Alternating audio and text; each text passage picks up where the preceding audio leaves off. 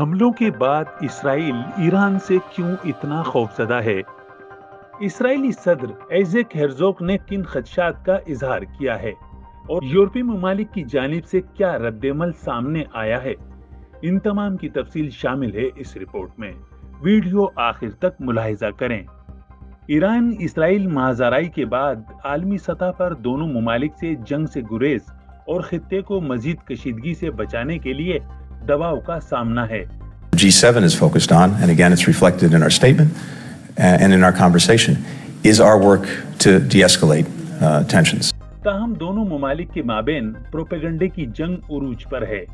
Israeli सदर ऐज़ेक हेरज़ोग ने अपने ताज़ा बयान में कहा है कि यूरोपीय रहनुमा मशरिक़ वुस्ता और इससे बाहर ईरान की तरफ से लाहक खतरात को समझ नहीं पा रहे।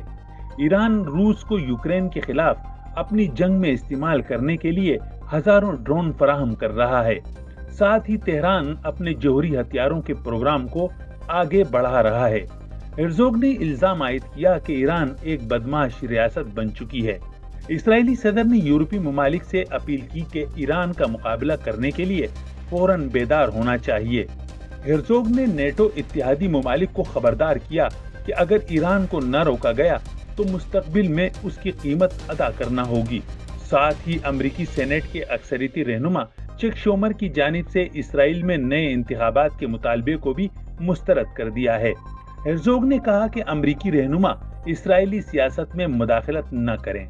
इसराइली सदर ने जो बाइडन पर भी तनकीद करते हुए कहा कि वो इसराइल के अजीम दोस्त होने का दावा करते हैं, मगर गज्जा की पट्टी में जंगबंदी और रफा पर हमले के मुखालिफ हैं।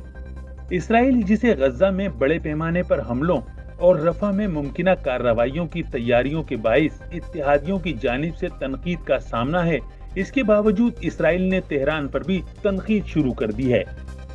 ईरान इसराइल के दरमियान दहाइयों पर मुहित सर जंग उस वक्त एलानिया महाजराई में बदल गई जब इसराइल ने दमिश्क में ईरानी सिफारतखाने पर हमला किया, जिसके जवाब में ईरान ने 13 अप्रैल को जवाबी कार्रवाई में इसराइल पर 300 से ज्यादा मिसाइल और ड्रोन से हमला किया।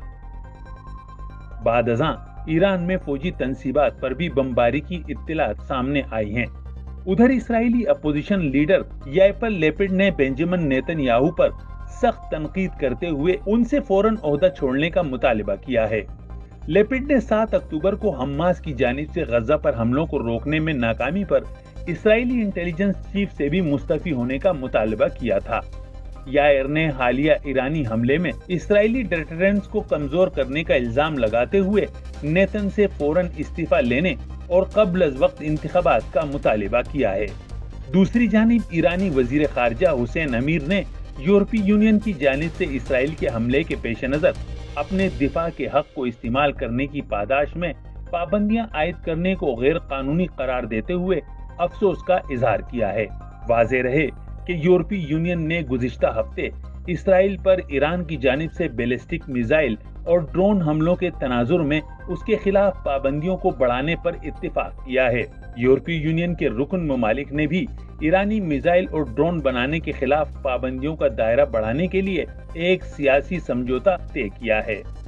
उम्मीद है आपको ये रिपोर्ट पसंद आई होगी। मजीद ऐसी मालूमाती और दिलचस्प वीडियोस के लिए चैनल सब्सक्राइब करना ना भूलें।